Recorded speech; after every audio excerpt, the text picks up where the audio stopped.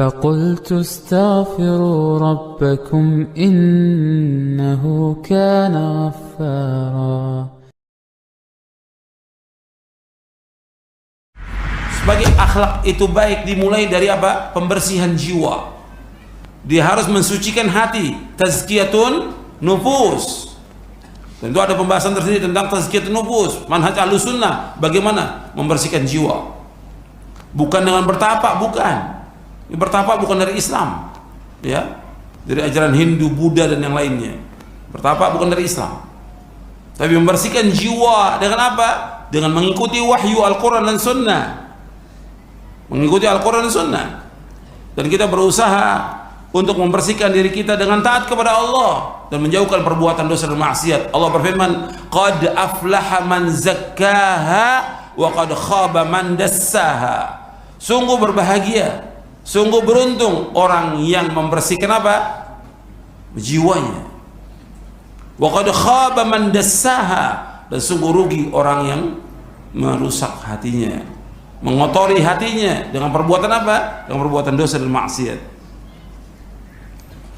Makanya seorang muslim dia harus mempunyai akhlak yang mulia, membersihkan hatinya dari sifat khianat, sifat kotor, sifat dengki, sifat hasad, sifat iri. Begitu juga dari keyakinan-keyakinan yang buruk dan perangai yang buruk, agar hatinya menjadi baik dalam menerima dan menghafalkan ilmu, menelaah makna-maknanya yang dalam dan hakikat-hakikatnya yang masih samar. Ini perkataan Imam Ibnu Jama'ah yang wafat tahun 733 Hijriah di dalam kitabnya Tadhkiratus Sami' wal Mutakallim. Ini bagus sekali, kitab ini bagus untuk dibaca, Tadhkiratus Sami' wal Muta'allim. Bagaimana adab-adab orang yang menuntut ilmu dan bagaimana adab orang yang mengajarkan ilmu. Tadhkiratus Sami' wal Mutakallim fi adabil alim wal muta'allim. Jadi seorang muslim harus membersihkan hatinya dari sifat dengki, iri, hasad, sifat sombong, sifat angkuh, dari sifat bakhil, pelit, kikir, kedekut.